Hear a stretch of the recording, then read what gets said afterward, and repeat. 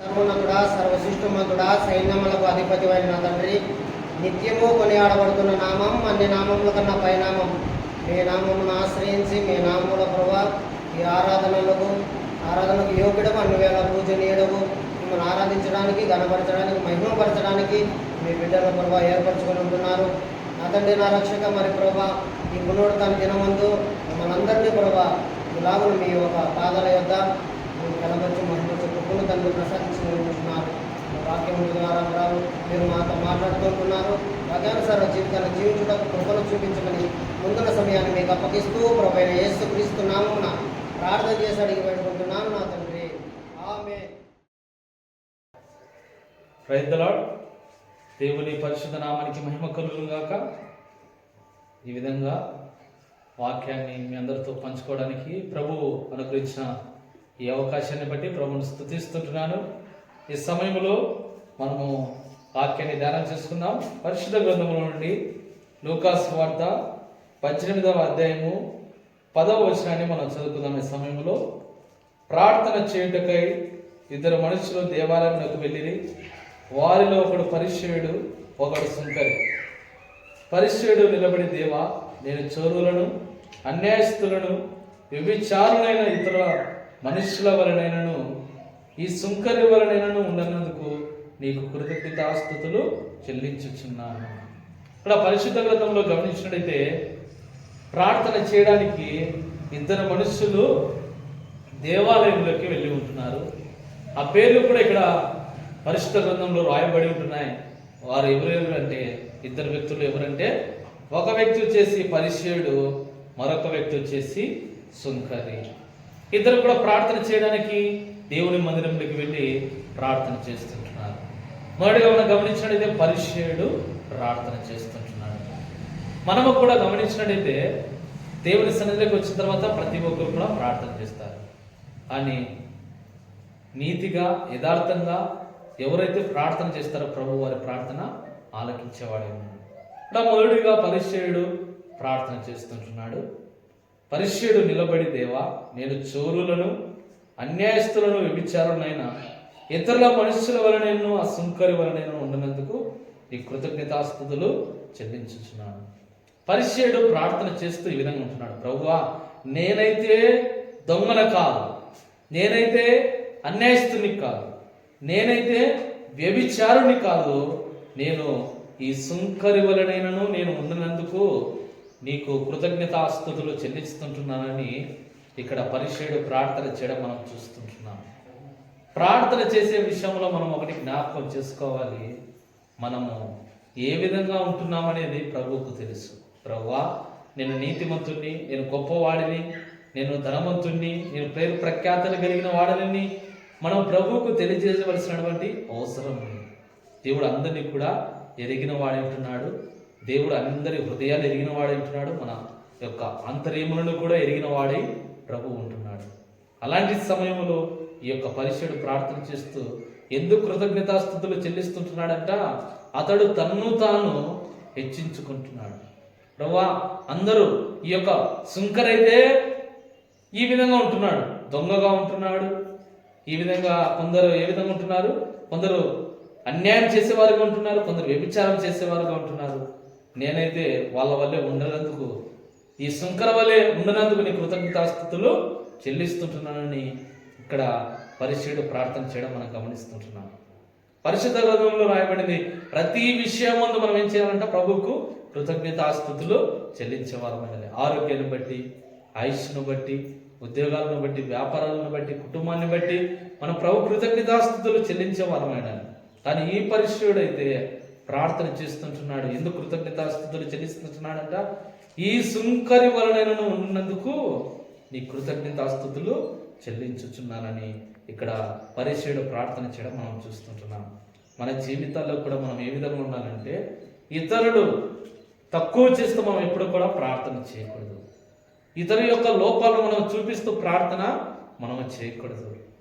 మనం ఏమిటో, మన జీవితం ఏమిటో ప్రభువుకు తెలుసు కనుక మనము ప్రభువా ఇచ్చినటువంటి సమస్తాన్ని బట్టి మీ కృతజ్ఞతాస్తుతులు చెల్లిస్తుంటున్నామని మనము ప్రార్థన చేసేవాళ్ళం. ఇంకా ఈ పరిసయ్యుడు అంటున్నాడు, ప్రభువా నేను వారానికి 2 మార్లు నేను ఉపవాసము ఉంటున్నాను. ఏమంటున్నాడు? 2 మార్లు నేను వారానికి ఉపవాసము ఉంటున్నాను. వాక్యంలో రాయబడింది ఉపవాసం గురించి. ఉపవాసం వచ్చేసేటప్పుడు మనం ఏం చేయాలంట? రహస్యమందు చూచున్న తండ్రి ప్రతిఫలం ఇస్తాడని మనం ఉపవాసం ఉండి ప్రార్థన చేసేవాళ్ళం. మనుషులకు కనబడాలని, మనుషులకు కనబడేటట్లు మనం ముఖాన్ని దుఃఖపరుచుకొని మనం ఉపవాసం ఉండకూడదు. అది వేషధారణతో కూడినదని పరిశుద్ధ గ్రంథంలో రాయబడి ఉంటే, ఇక్కడ ఈ యొక్క పరిశుద్ధుడు ప్రార్థన చేస్తుంటున్నాడు, ప్రభువా నేను వారమునకు 2 సార్లు ఉపవాసం ఉంటున్నానని ఈ వ్యక్తి ప్రార్థన చేయడం వాక్యంలో మనం చూస్తుంటున్నాం. మన జీవితాల్లో ఒకటి జ్ఞాపకం ఉంచుకోవాలి, మనం చేసే ప్రార్థన ప్రభువు ఆలకించి ప్రతిఫలం ఇచ్చేవాడని మనం నమ్మేవారమైనాడు. మనం చేసే ప్రార్థన ప్రభువు వింటున్నాడని, మనం చేసే ప్రార్థన ప్రభువు తప్పకుండా విని మనకు మేలులు కలగజేస్తాడని మనం ప్రార్థన చేయాలి. కానీ ఉపవాసం ఉన్నట్టు ప్రజలకు తెలియజేసి, ఉపవాసం ఉన్నట్టు ముఖం వికారం చేసుకొని వేషధారణతో కూడినటువంటి ఉపవాసన ప్రభువు ఇష్టపడేవాడు కాదని మనం తెలుసుకునే వారమైనాడు.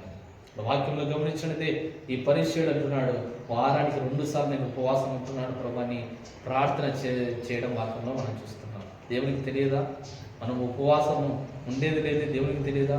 ఇతడు అంటున్నాడు, ప్రభువుకు తెలియజేస్తుంటున్నాడు. ఆయన సమస్తము ఎరిగినవాడు, ఆయన సమస్తమును చూచేవాడైనాడు. యెహోవా కనుదృష్టి లోకమంతా కూడా సంచారము చేస్తుంది. కనుక మనము దేవునికి తెలియజేయవలసినటువంటి అవసరం లేదు. దేవుడు చూస్తుంటున్నాడు మన ఉపవాస ప్రార్థన. ఇంకా ఈ వ్యక్తి ప్రార్థిస్తుంటున్నాడు, నా సంపాదనలో అంతటిలో 10వ వంతు చెల్లించుచున్నానని తనలో తాను ప్రార్థన చేయించున్నాను. ఏం చేస్తుంటున్నాడంట? ప్రభువా నా సంపాదనలో నేను 10వ వంతు కూడా నీకు చెల్లిస్తుంటున్నానని తనలో తాను ఏం చేశాడు? ప్రార్థన చేశాడు. దేవునికి మనము ప్రార్థన చేయవలసింది బదులుగా ఏం చేస్తుంటున్నాడంట? తనలో తాను. అందుకే వాక్యంలో రాగినది, మీరు ప్రార్థన చేసేటప్పుడు ఏ విధంగా ప్రార్థన చేయాలంట? రహస్యమందు చూచుచున్న తండ్రి ప్రతిఫలం ఇస్తాడని ప్రార్థన చేయాలి. ప్రభువా నేను 10వ వంతు చెల్లిస్తుంటున్నాను, ఉపవాసం ఉంటున్నాను, నేను నీతిమంతుడిని, నేను గొప్పవాడిని, నేను వ్యభిచారిని కాదు, నేను అన్యాయస్తుని కాదు, నేను సుంకర వలె ఉండలేదు ప్రభు అని మనం ప్రార్థన చేసేవాళ్ళం ఉండకుండా మనం నీతిగా యథార్థంగా ప్రార్థించేవాళ్ళము. ఈ వ్యక్తి తనలో తాను ప్రార్థన చేశాడు. ఈ ప్రార్థన వేషధారణతో కూడుకునిందని మనకు అర్థమవుతుంది. కనుక ప్రార్థన చేసేటప్పుడు వేషధారణతో మనం ప్రార్థన చేయకుండా యథార్థంగా ప్రార్థన చేసేవారు వినాలి. యథార్థంగా ప్రార్థన చేస్తే యథార్థవంతుల ప్రార్థన ఆయనకు ఆనందకరమని పరిశుద్ధ గ్రంథంలో రాయబడింది. ఇంకా మనం గమనించినట్లయితే తర్వాత సుంకరి ప్రార్థన చేస్తుంటున్నాడు. మనం చదువుదాం.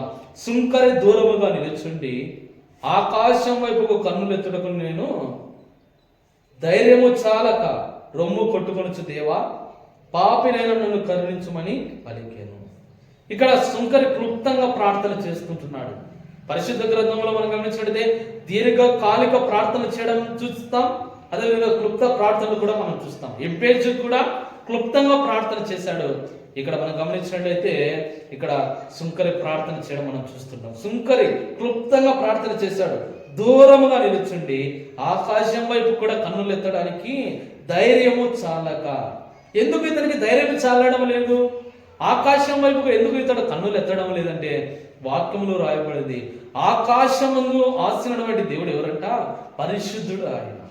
ఆయన పరిశుద్ధుడు అని నిత్యము స్తుతించబడుతున్నటువంటి దేవుడు కనుక అంత పరిశుద్ధుడైనటువంటి దేవుని వైపు కూడా చూడడానికి కూడా నేను యోగ్యుడిని కాదు, పాత్రుడిని కాదని ఈ సుంకరి ఏం చేస్తుంటున్నాడు?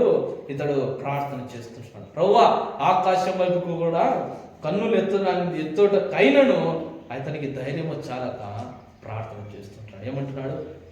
దేవా పాపినైనటువంటి నన్ను కరుణించుమని అతడు ప్రార్థన చేయడం ఇక్కడ వాక్యంలో గమనిస్తుంటున్నాడు. ప్రభువా పాపినైన నన్ను కరుణించు, ప్రభువా నేను పాపిని, నన్ను కరుణించని ఈ సుంకరి ప్రార్థన చేసినప్పుడు దేవుడు సుంకరి ప్రార్థన విన్నాడు.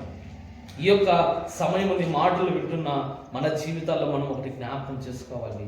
మొదటిగా మన పాపములు ఒప్పుకోవాలి.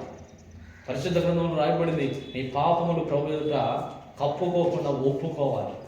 ఒప్పుకుంటే ప్రభు ఏం చేస్తాడు? నీ పాపాలు క్షమించేవాడైనాడు. ఇక్కడ సుంకరి కూడా అదే చేశాడు. ఆకాశం వైపుకు కూడా కన్నులు ఎత్తుటకైనను ధైర్యం చలక రొమ్ము కొట్టుకొనుచు, దేవా పాపినైనటువంటి నన్ను కరుణించమని పలికాడు. వాక్యములు గమనించినదే తన్ను తాను తగ్గించుకున్న వాడిగా ఉండడం మనం సుంకర్ని మనం చూస్తుంటాం. ఈ సమయంలో వాక్యం విన్న మనమందరూ కూడా తగ్గించబడినట్లయితే మనల్ని దేవుడు తప్పకుండా హెచ్చించబడాలి. వాక్యం వింటున్న ప్రతి ఒక్కరి జీవితాల్లో కూడా తగ్గింపు స్వభావం కలిగి ప్రభువు కంటే మనం తక్కువ వారమని మనం తెలుసుకొని గుర్తెరిగి మనం ఈ లోకంలో ప్రార్థన చేసినట్టయితే ప్రభు తప్పకుండా మన ప్రార్థన ఆలకించేవాడు. ఇద్దరు వ్యక్తులు ప్రార్థించారు, సుంకరి పరిచయుడు. సుంకరి ప్రార్థన ప్రభువు అంగీకరించడం ఇక్కడ వాక్యంలో మనం చూస్తున్నాం. కనుక మన జీవితాల్లో కూడా ప్రార్థన చేసే సమయంలో తగ్గించబడి మనం ప్రార్థించినట్టయితే ప్రభు తప్పకుండా మన ప్రార్థన ఆలకించి ప్రార్థనకు తగిన ప్రతిఫలమును ఇచ్చేవాడైనాడు.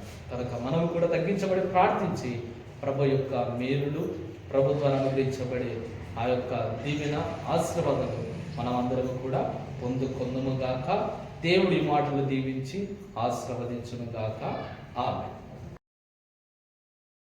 పరిశుద్ధుడా ప్రేమగల తండ్రి, మీకు వందనాలు ప్రభువా. అవును తండ్రి, ప్రభువా మీరు ప్రార్థన ఆలకించి దేవుడు తండ్రి. ఇద్దరు మనుషులు ప్రార్థన చేయడానికి వెళ్ళారు. వారిలో పరిచయుడు సుంకరి ఆయన. పరిచయుడు తన్ను తాను తండ్రి ప్రభు హెచ్చించుకుంటూ జీవపు డంబము కలిగిన ఆయన దిగో తండ్రి ప్రభు ప్రార్థన చేశాడు. అయ్యా సుంకరి కూడా ప్రార్థన చేశాడు. ప్రభా ఆకాశం వైపు కూడా కన్నులు ఎత్తడానికి యోగ్యుని కానని తండ్రి తన్ను తాను తగ్గించుకొని పాపిని నన్ను కరుణించుమని అయ్యా సుంకరి పరిచయుడు ఇద్దరు కూడా ప్రార్థించారు. సుంకరి ప్రార్థన మీరు విన్నారు తండ్రి. అవునాయన, ఎవరైతే తగ్గించబడి పాపాలు ఒప్పుకొని ప్రార్థన చేస్తారో తప్పకుండా వారి ప్రార్థన ఆలకించి సహాయం చేసే దేవుడు అని మీరు వాక్యం ద్వారా తెలియపరిచిన విధానంపై స్తోత్రాలు. ఆయన ప్రార్థన చేస్తున్నటువంటి మేము ప్రభువా పరిశుద్ధుడైనటువంటి దేవునికి ప్రార్థిస్తున్నామని పాపం విడిచిపెట్టి పరిశుద్ధ జీవితాన్ని కలిగి ప్రార్థన చేసే ప్రభుని మేలుడు దీవెనలు ఆశీర్వాదాలు పొందుకున్నట్టుకు సహాయం చేయమని ఎందరైతే మాటలు విని ఉన్నారో వారి జీవితాల్లో గొప్ప కార్యాలు మీరు జరిగించి మీరు మహిమ తెచ్చుకోమని యేసయ్య నామములో ప్రార్థించి అడిగి వేడుకుంటున్నాము తండ్రి. ఆమేన్.